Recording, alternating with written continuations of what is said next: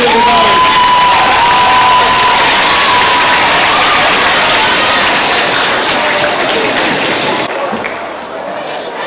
How about a little extra round of applause for Mr. Upchurch and Mr. Myers in the back here.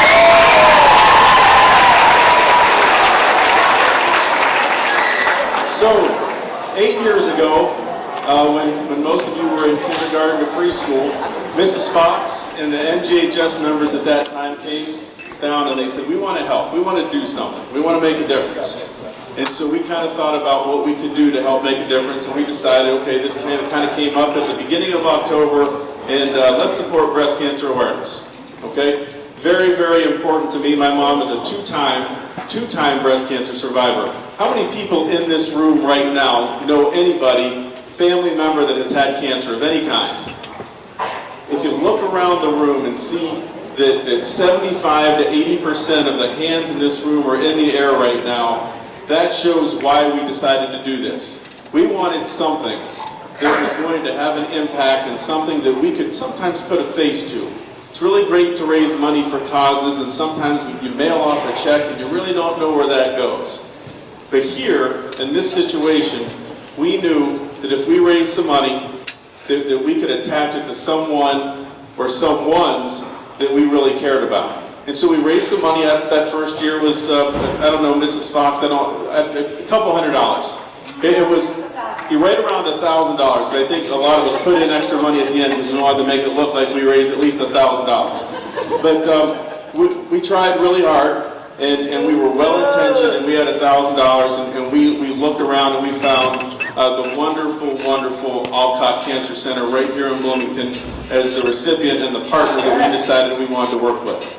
And so we got in touch with them, and my friend Terry Acton, who's been with us all the whole time that we've been doing this, came over and we gave her a check, and she couldn't be more excited. And so the next year rolled around and we decided, well, it's Jackson Creek, we're going to do this bigger and we're going to do this better. And that's what we did. And every year since, our goal was one year was $1,500, and then it was $1,800, and then it was $2,000, and then $2,500, and then $2,800. And I think it was $3,000 last year, and we raised about $3,100. And so that was great. And this year, we're shooting for $3,300. And it's pretty darn close, and we'll tell you about that a little bit later in the program, because you all worked so hard, and we did so many different things. And so every time you bought a glass of pink lemonade, every time you bought a sticker for Hat Day, every time you bought a t-shirt or ran in the fun run or tie-dyed socks or anything else, or voted to have poor Mr. Dobrin sleep outside in a tent, all of those things that you put your money in for will make a difference in our community. And I'd like to introduce my friend Terry Acton from the Bloomington Olcott Center to tell you about the difference that your money makes in our community. Terry, come on up.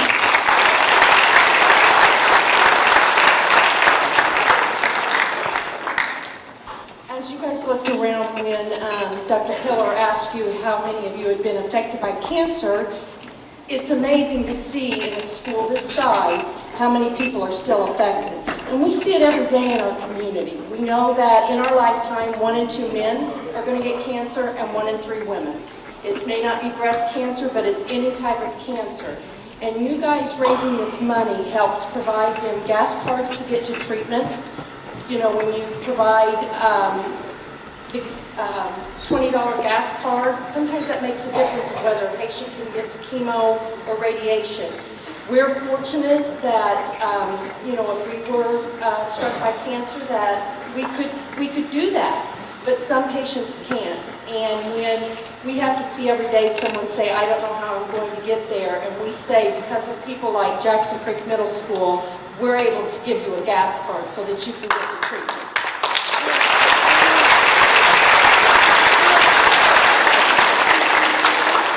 We're so blessed in this community because we have groups that knit hats, that sew scarves, that do makeup so women can feel better about themselves. The money that you provide can also provide wigs, because people, one of the things that women worry the most about is losing their hair. And so every time we're able to give someone one of those services, it's because of you guys taking the time to buy that cup of lemonade, to buy that t-shirt, to to do the fundraisers. And then this year, the last couple of years, the pink chain. It just goes to show how many people are affected by cancer. And we cannot thank you enough for all you guys do. We're able to provide education free of charge. We're able to provide them books and services, and all of this goes into a fund that helps these patients so that nothing that we provide at the Olcott Center is at a cost to them. We're able to provide massages, we're able to provide Reiki therapy, we're able to provide so many services, and it's all because of events like this raising money for the Olcott Center. So we cannot thank you enough.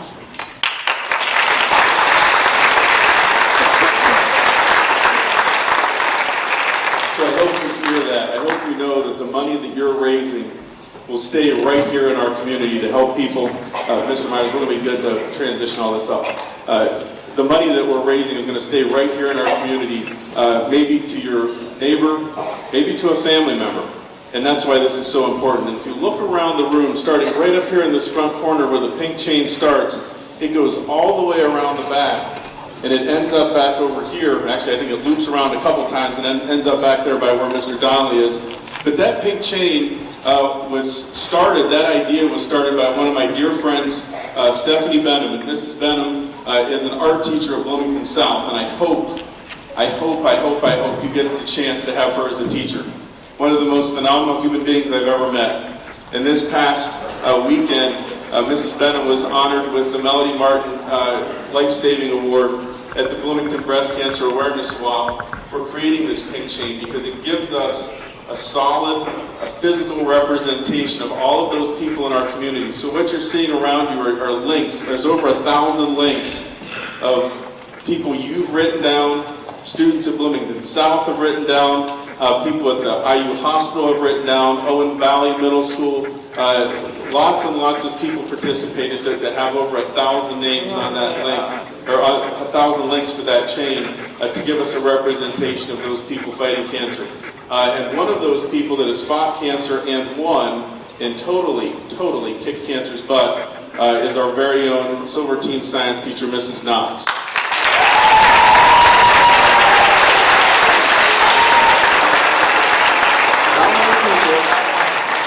How many people that are either 7th graders right now or were on Silver Team last year, how many people knew that Mrs. Knox loved science?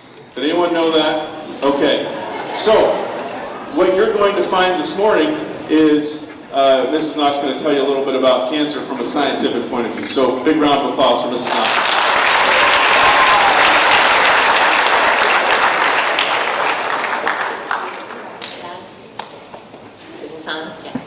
Yes, I am a science geek, sorry about that. But I also want to say thank you to the Olcott Center. When I was diagnosed, there was somebody from the Olcott Center at the doctor to talk to me, to help support me. Anyway,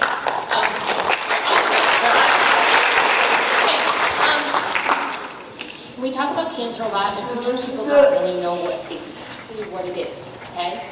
There are about 100 different kinds of cancers, and they start with your cells. So people who are in 8th grade, you learned about cells last year. In 7th grade, you will be learning about them. But it's when abnormal cells grow and reproduce and don't die. They get out of control, okay? And your normal cell is just around, I always say it looks like a fried egg, okay? But cancer cells look really different. But every part of you is made of cells. You started as one cell, and you became 2 exact copies and just kept going until you are trillions of cells, right? Starting as one cell. You have lots of different kinds of cells. So you have brain cells, nerve cells, heart muscle cells, skin cells, again, fried eggs they look like, right? Human cheek cells, 8th graders, you got to look at those last year. Again, fried eggs. You have red blood cells and white blood cells. You have cells in your digestive system. You have cells in your lungs, in your pancreas, and your liver, right? So you are made of cells. So diseases can be contagious. 8th graders, you learned about that last year. So some kind of bacteria or virus can get into you and make you sick. But cancer is something that's internal. It's something that goes wrong with your DNA. And that's what gives you cancer. Now, your body makes new cells. That's how you grow. And let's say that you get injured. When you get injured, your body needs to heal. And so it needs to make new cells. And that's a good thing. But when you have an abnormal cell, that cell can grow and grow and grow and make what's called a tumor. So it's not normal growth. It's just crazy fast growth, right? And so that's how people get cancer in different parts of their bodies, right? For example, leukemia is a cancer of your blood cells. So some cancerous blood cells take over and they crowd out your healthy cells. My cancer was breast cancer. It was really aggressive. It was really bad. The cells were something called HER2 positive, which I'll get into in a second, okay? But every cell has these HER2 proteins, and they tell the cell two things. They tell the cell to reproduce, and it tells them to not die. So on a normal cell, there are some HER2 receptors because you need to tell your cells what to do.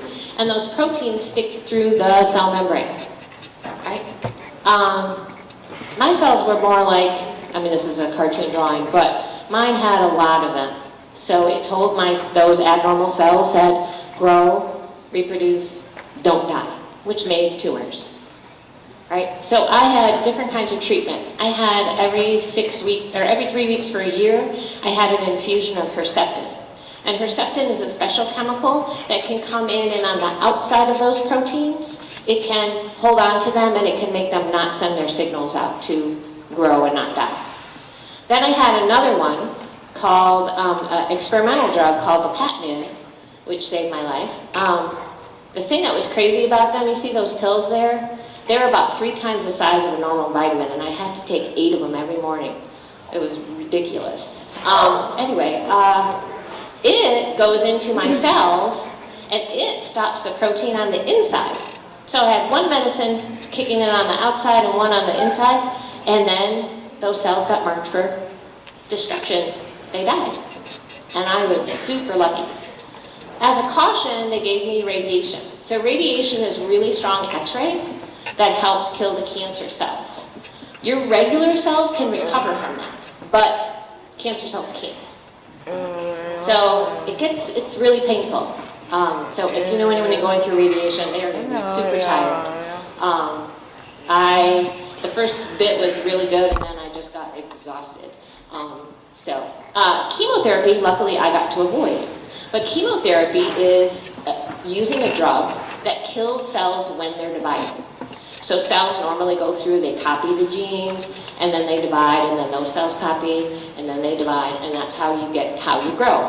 Well, cancer cells are growing really fast. That's why it's a cancer. So the chemo works to do that. So most cells don't divide as often.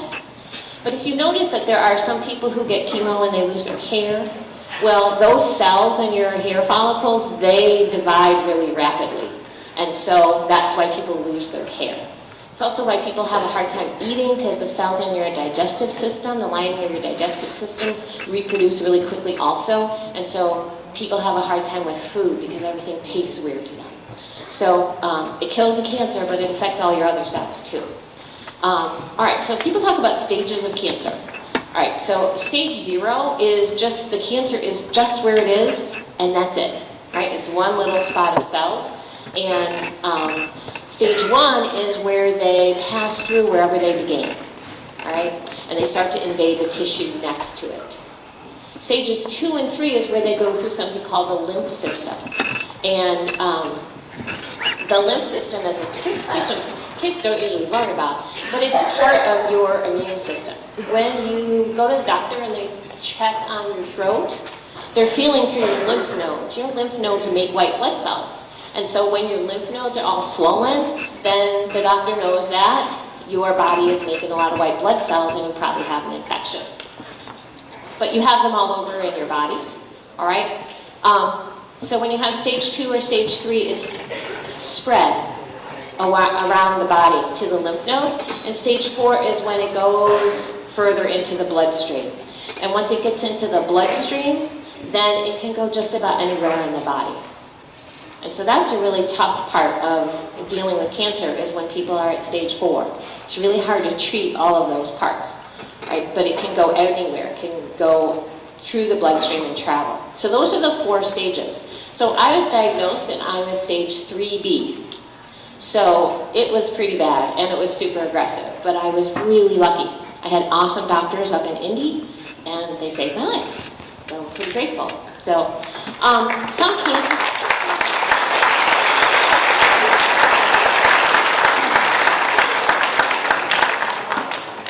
So cancer is just your cells doing something weird, right? But some cancers are caused by things people do, like smoking. Yeah, it's really, really bad, okay? Lung cancer has the lowest survival rate. It is really hard to treat. So, you're gonna hear adults tell you lots of things to do or not do. Don't ever smoke. It is really bad for you. And you might think, well, it's so gross, it smells so disgusting. Yeah, it does, but it's super addictive. And so that's one thing, is I've never met somebody who smokes who says, boy, I'm so happy I smoke. They all say, I wish I never started, because you get super addicted to it. So just don't ever do it. Plus, it's disgusting. Okay, all right, and it can kill you. And so some other cancers that you guys need to worry about is spending too much time in the sun without sunscreen, all right? If you have early detection, you can save people's lives with skin cancer, but if not, it's really deadly. So do wear your sunscreen. So things you can do for you, all right? Cancer doesn't develop all at once. It's not like you start to get the sniffles and you get a cold. It can take decades to have enough mutations to have cancer, and most of it happens in older people. So you don't need to worry that your cells are about to attack you, all right? Your cells are there to help you. Usually, it's older people who their cells have divided enough that they get these weird genetic things. And there's a lot of good news, right? Just like for me, my cancer had a 30% survival rate when I was diagnosed. But now, cancer is a lot more curable because of those new medicines, like I got that experimental medicine. So now, cancer rates are improving. So yay for science and yay for doctors. That's what I say. All right, survival rates for breast cancer are improving. In 1975, this is for 5 years survival, that's what I'm at right now. I was diagnosed in 2013. They talk about that as like a kind of a magic number, 5 years if you make it after you were diagnosed. Back in the day, 75%, and now it's up to almost 91% of women are surviving at least 5 years after breast cancer, which is fantastic.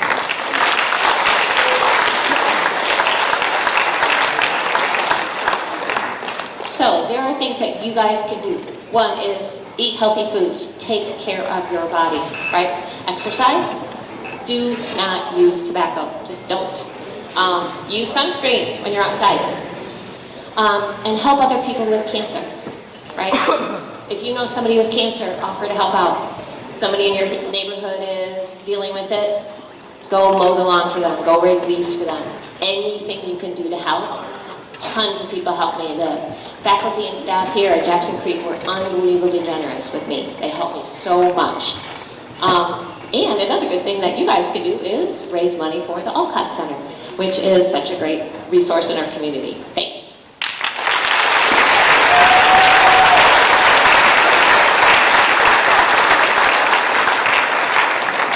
Thank you, Mrs. Knox. A big round of applause for Mrs. Knox, everybody.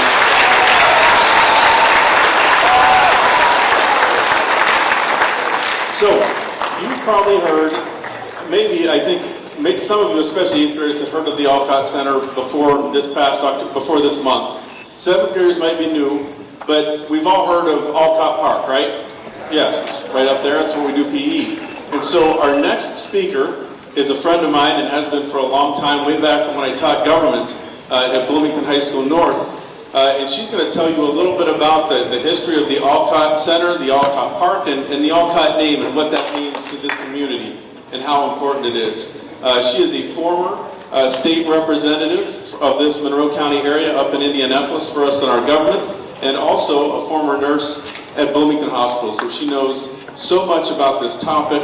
She knows so much about our community, and most importantly, she is one of the kindest, most giving people. So here this morning to talk about the spirit of kindness and the spirit of giving is my friend Peggy Welch.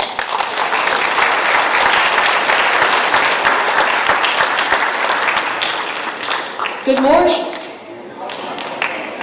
No, that doesn't count. Good morning.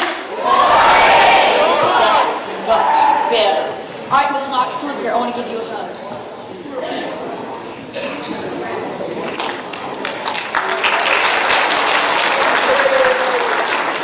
I can tell why she is a great teacher, and you love science and you do it so well. My degree is in social studies and secondary education, but I didn't really do much teaching. Dr. Pillar asked me to come and share a little bit about me, and I'm just going to share a few things, but I really want to talk about you, and I want to talk about the Olcott Center. But Dr. Pillar asked me last year to come, and I couldn't come, and then he asked me to come back again because he wanted me to talk about service, and I have been so blessed to be able to serve and do public service. As I said, I got my degree in teaching. And then I went to Washington, D.C. after I graduated from college and worked on Capitol Hill and worked in Congress and went on a blind date. How many know what's a blind date? Yeah, okay, so blind date. Some friends set me up with this young man from Bloomington, Indiana, and I'm from Mississippi. So I knew when I married that boy from Bloomington, Indiana, I was going to become a Bloomington Hoosier. That happened a very long time ago. I ended up being here. I taught childbirth classes. I still have people come up to me and say, "You were my childbirth teacher." And of course, those children are now almost 30 years old. And then I served as a probation officer. I worked at the Monroe County Probation Department and worked with people who had made some poor choices. They weren't bad people, just made some bad choices. And then I went and decided, because my husband was elected to be a judge, I had to go do something different. And I thought, what can I be when I grow up? And I was in my 30s. And that's a lesson to you. You're going to change jobs multiple times because you're going to find all kinds of fun things that you love and want to do and something that you develop a passion about. And I developed a passion about nursing. So I went back to school and I got a nursing degree. And I worked at Bloomington Hospital, as it was then, now IU Health Bloomington, and I worked in critical care, and then I went to work as a cancer nurse. And then I worked as a hospice nurse. And it was a great thing to be able to do. So I was serving in all those different ways, but then I had the opportunity to run for public office. So what's happening next Tuesday? Election Day. Election Day. Did y'all get out of school? Yeah. Are you sad about that? No, I didn't think so. I always loved holidays. As much as I love school at times, I like not having to go to school, so yay. But Election Day. And so back in 1998, I was elected to serve in the Indiana General Assembly. And for 14 years, I represented people from this area and people over in Brown County and Greene County in the legislature, carrying their voice to Indianapolis to help affect policy. And I did a lot of legislation, especially around health, and it was a real privilege. Things changed in the election of 12, and I wasn't reelected, and that was okay. In my faith walk, I accepted that and moved on. And I've done different things. One of the things that I did just a few years ago, I worked for our Lieutenant Governor, Sue Ellspermann, in state government. And now I have the great privilege of working in Indianapolis. I'm driving up 37, now it's called 69, and it's almost finished, folks. It is almost finished. At least the part to Martinsville. But anyway, I work for a state agency that provides public service benefits for people. People who are in a period of their life and they need assistance, whether they're aging and they need assistance, or because circumstances in their life have affected them that they need some assistance with getting food or being able to pay their rent or whatever it may be. I get to do that. Or people who are dealing with mental health issues or dealing with substance use disorder. That's the correct language now. Instead of saying addiction, is they are dealing with a substance use disorder. It's an illness. It's a disease. And we're working on helping people. So I've had lots of opportunity to serve the public, and I love it. But you're thinking, well, what am I doing? There's so much that you are already doing. So I want to hear about you for just a minute. And I want to hear more about these things that you did to raise money.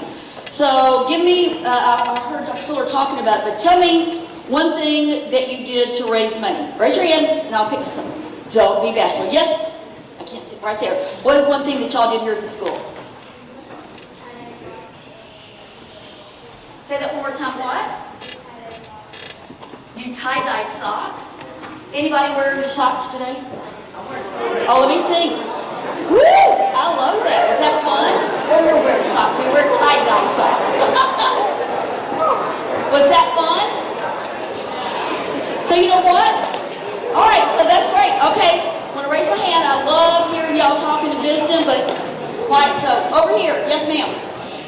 Stand up so I can hear you. Speak loudly. What's something else y'all did to raise money? You bought and served pink lemonade? Fabulous. Yes, ma'am. Yes, you, back there. You did what on Fridays? You wore pink. I'm sorry, my hearing. I am home. Wore pink? All right, I didn't have much pink at home, but I wore this, so at least it's kind of pink. Yes, over here. A fun run? A walk run? A fun run. Oh, and I wanted to run. See, I can't hear. 2 miles? Okay, who are my cross-country runners in here? Woo! All right, hands down. My son, he went to Bachelor, and he went to North, but he was a champion he was a champion cross-country. Love cross-country. All right, I saw another hand. Yes, sir. You hat stickers. So what were the stickers? That allowed you to wear a hat? So if you had bought a sticker, you got to wear a hat on Fridays? That's pretty cool. All right, I bet there are a lot more ideas of things that you did. So I would think there are people in here who came up with the ideas, who said, okay, let's tie-dye socks, or let's have a fun run, or let's, have them buy stickers so they can wear hats. And so thank you, people who came up with the ideas. But did they do it by themselves? You helped serve the lemonade. You helped tie-dye the socks. You helped encourage people to do the fun run. You helped sell the stickers. You bought a sticker so you could wear a hat.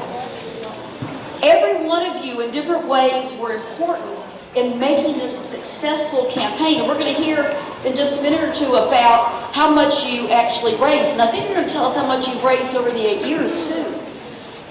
You didn't do it by yourself, you did it as a group. But you're going to finish this. Okay, are you going to just stop being helpful? No. I have to tell you, I've really been thinking about this, and I was visiting with my 4-year-old granddaughter the other day, and she's in 4-year-old preschool, and I was asking about one of her friends, and she said she's not my friend right now. And I said, how did that make you feel? And she said, it makes me sad. And so I was trying to encourage her and say, at this age, friends kind of swing, and that's okay. But you know something I shared with her? And she's not going to remember this.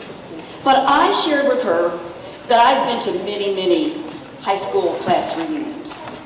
And I remember being in 7th and 8th grade there. It's tough. It's hard. Even in high school, it's tough and it's hard. But I was telling her that when you go to these high school reunions, the people you remember are the people that were nice to you. The nice people. And that's who gets talked about at the high school reunions. You know who else gets talked about? The mean people.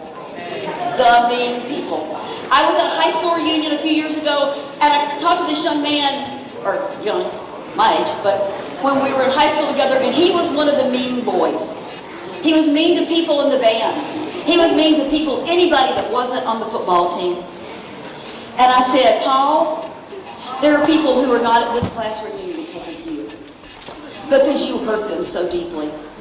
And he had come into a faith walk, and he said, I am so sorry that I hurt people so deeply.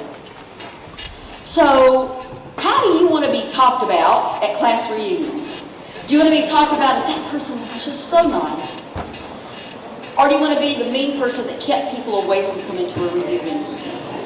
No, you don't want to be the mean one. And what are things that you can be doing to continue? Ms. Knox suggested help people who have cancer. But you know what? Just holding the door for somebody when they're coming through. Just picking up a piece of paper off the ground. If everybody picks up one piece of trash, we'll have a cleaner earth. But you gotta open your eyes. You gotta see what are ways that you can be of assistance, that you can help people. So I want to tell you about somebody who has made a big difference by helping people. So you've already talked about the Olcott Park right up here. For those that maybe live over the Hyde Park area, what's one of the main streets through Hyde Park? Olcott Drive. And what do we have? The Olcott Center. The Olcott Center started out as the Olcott Breast Center many years ago because there's a woman in town who experienced breast cancer, and she said, we need to help other women with breast cancer. And she's a woman who is very blessed, and she is so generous, she shares her money. And she said, we've got to have something special at Bloomington Hospital at that time to help women who've been diagnosed with cancer. But it was so helpful to women with breast cancer. It was expanded then to help anyone with any type of cancer. And that woman is Joanne Olcott. I asked Dr. Pillar the other day, I said, does Joanne Olcott know about this event? And he said, I don't know. He said, do you think she would like to come? And I said, let me call her. And I called her, and she was not able to come today. But she extends her thanks to you for caring enough about people who are in a very sad place of their lives and a very difficult place. But because of what you are doing to help, folks can have some joy and they can have some assistance. And she says thank you for doing that. But I have a favor to ask of you. Now I'm going to get my phone. Hang on. I'm not so old I don't know how to use it. And I'm going to put it on video. And I want you, so listen to what I want you to do. I want you, in just a minute when I ask you to, I want you to stand up and I want you to then clap really hard and say, thank you, Mrs. Olcott. Can you do that for me? Yeah. All right, stand up.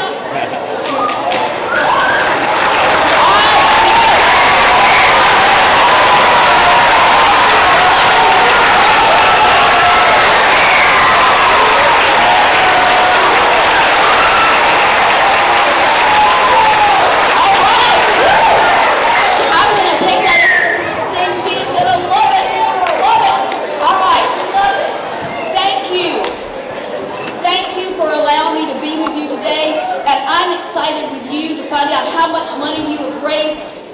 There was no big donor who came in and said, oh, I'm going to write a check for $2,000. This was nickels and quarters and dollar bills that you raised this money. So thank you to you.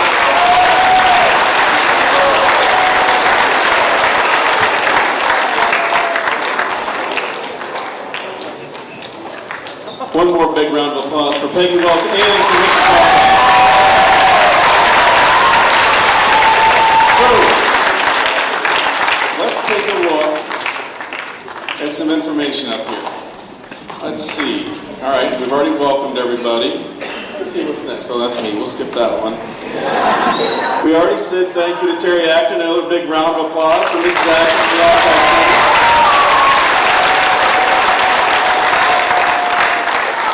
Huge round of applause for Mrs. Knox.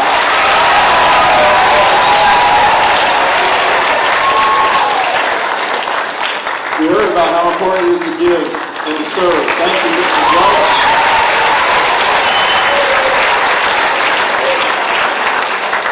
So, How much did we raise? Remember, our goal was $3,300. We got $3,300, and Mr. Pace and either Mr. Dobrins or Mr. Quimby are going to camp outside in the front of the school. I can't do it this year, okay? For the last 7 years, I have slept outside in a tent, on the ground, in the cold, in the rain, in the wind. There was one time where the flagpole out front, Mrs. Pogue always laughs when I tell the story because it just drives me nuts. The flagpole out front, it was so windy that there's a metal thing that holds the flag on there, and it banged against that pole all night. And I slept for 5 minutes, and then it would stop, and I'd go, oh, this is so wonderful. And then it'd start banging again, and you're right back awake, and it was the most miserable night of all time. But you know what? It's all okay, because it's a reward. It's honoring your word. It's paying up. When you say you're going to do something, you do it. And so in seven years of sleeping outside in a tent in front of the school, never once did I cheat and come inside. Never once was it too cold that I had to give up and come inside. And you know, when you think about that, it might seem kind of cliche or something, but when you think about the people that are fighting cancer, well, of course they want things to be better, but they fight through it. And so we don't give up. When we give people our word, that's what we're going to do. So we raised some money this year. Remember, we need $3,300 to get them to sleep outside. I will tell you that in the bucket challenge, Mr. Dobrins did edge out Mr. Quimby. So if we get to $3,300, it's going to be Mr. Pace and Mr. Dobrins that have to sleep outside. So how much did we raise? 18 cents. Now see, that's not bad.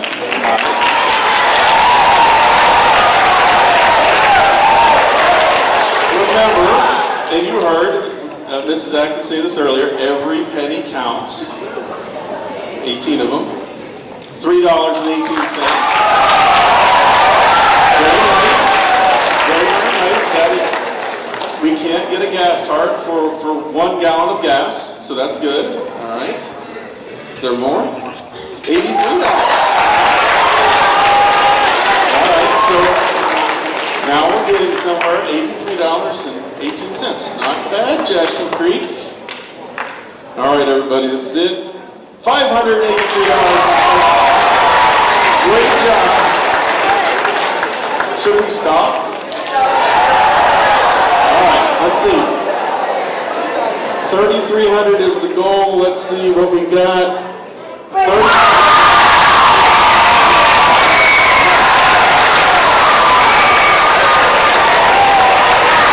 So, not only are Mr. Pace and Mr. Dobrins camping outside next Thursday night, but since we got the $3,500, so is Mr. Quimby.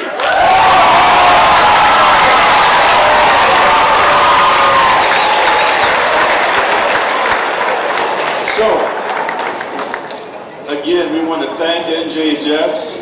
We want to thank every single person that wore pink, that participated in any way. I want to thank Mr. Payne for making lemonade every day last week after school.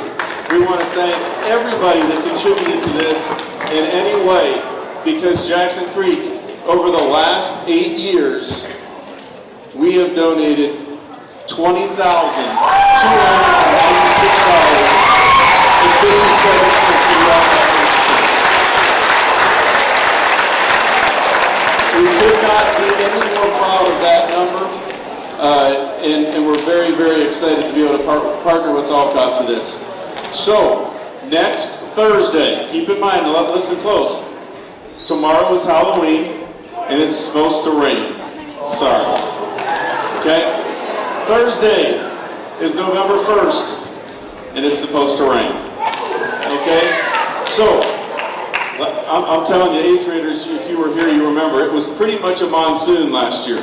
So, when the weather's so terrible, it's tougher for more of you to come out and enjoy the music, to enjoy the s'mores, to just kind of enjoy the campfire that we've got going out. So, we're going to do this next Thursday. That will be November 8th. That'll be the night from 6:45 to 7:45. It'll be right out in the front where you wait on the buses. We'll have a couple fires set up, we'll have s'mores set up. Mr. Donnelly and Mr. Upchurch will have lights and music, and we'll be ready to go. But all that stuff's going to happen next Thursday, so everyone is invited, and I hope that works out. So, in just a minute, we're gonna have a check presentation, so I'm gonna ask some of our guests and friends to come back up and do that check, and maybe if Mr. Pace or Mrs. Poe could come down and take a picture of that, that'd be great. I want to shift gears just ever so quickly, okay? Tomorrow is Halloween. Very, very aware that there are rumors about things that are happening, and all I want to make sure that I tell you is that we do everything we possibly can every single day to make sure security is great around here so that you can come to school and feel safe and learn. And that's what we want you to do every single day. If you're hearing things, come on down. We'll be glad to talk to you. Mr. Stanley's down there, Mrs. Magali's down there, Mrs. Pogue, Mr. Pace, and I are all down there. Be glad to talk to anybody that has concerns about tomorrow. I don't have any concern about coming to school tomorrow. My biggest concern is the Halloween costumes that you're allowed to wear tomorrow. Okay, yeah, they're all laughing at me because you know you're up to no good, that's why. Okay, so, quick reminders. And Mrs. Pogue or Mr. Pace will have this on the afternoon announcements, but sometimes you all don't get to hear those announcements. 4 kind of big ones for tomorrow, okay? Yes, of course, we want you to have fun and celebrate and be happy about Halloween tomorrow. Please keep in mind about all your candy, that we've got some folks with allergies to peanuts, to dairy products, those sorts of things like that, so we don't want to have a bunch of candy everywhere. But for your costumes tomorrow, now listen, because you're all going to come ask at lunchtime, okay? No masks, all right? Nothing that covers your faces, okay? Number 1. Number 2, no excessive makeup or face paint or anything like that could get on our chairs or our carpeting or things like that, okay? Number 3, dress code, all right, which means no wearing swim trunks or no wearing a Speedo and saying you're Michael Phelps for Halloween, okay? Need a regular dress code, okay? And then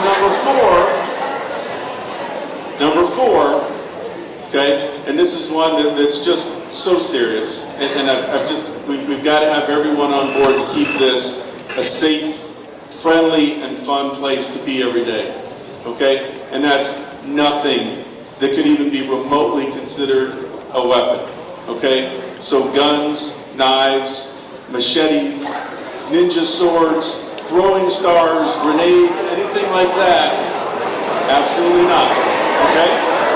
So, if you have questions about this, grab Mr. Pace, grab Mrs. Pogue at lunchtime. They'll help you out. We'll all be in the hallway all day today and again all day tomorrow. Hey guys, there's nothing more important. There's absolutely nothing more important every single day than you being safe here at school. Okay? So if you see or hear something, you tell us. If you see something on Snapchat, do a screenshot. Listen, I know how to do a screenshot, and I don't have nearly the tech skills you guys have. If you see it, do a screenshot, bring it down. Okay? So, I just want you to remember that because tomorrow's going to be another great day. I want you to come to school. I want you to have fun. I want you to do what we do every single day. All right? So, with all of that being said, one more time, I don't want to distract from our main reason that we're here today, and that is the fact that you guys, I cannot tell you, again, my mom has survived breast cancer twice, and I cannot tell you how proud I am of you. I cannot tell you how proud I am to be associated with this school. The fact that 13-year-olds and 14-year-olds who are so awesome have raised over $20,000. That's so much money, and that's so amazing. So, I mentioned it just a second ago. One more reminder, because we got our goal. Mr. Pace, Mr. Dobrins, Mr. Quimby will all be sleeping outside in a tent all night, next Thursday night. Let's give them a round of applause.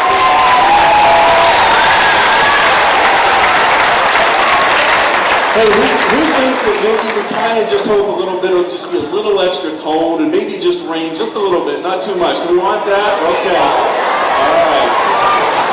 So, Jackson Creek, Great job. Thank you so much. And now I'd like to invite our guests back up. I want to invite Terry Acton from the Olcott Center.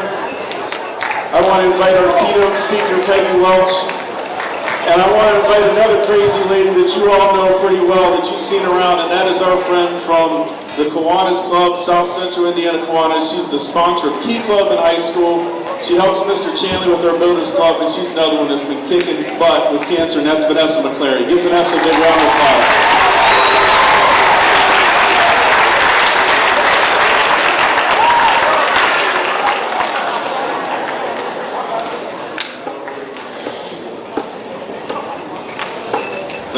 Vanessa's probably on Facebook Live right now recording all this for everybody knowing Vanessa. I guarantee it. So, it is our absolute pleasure, it is my pleasure on behalf of all of you to present the Olcott Center with a check from Jackson Creek for $3,583.18. And yes, there is an actual check in here for a lot of money. So,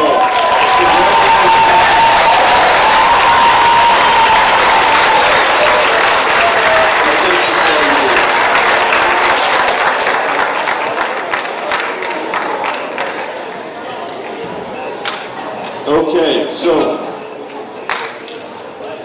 all right, so teachers, if you could start making your way back into the back. It's really, really, really important, students, as we're leaving, we've got to protect the pink chain. So please be careful as you're walking out. If you are on this side, up.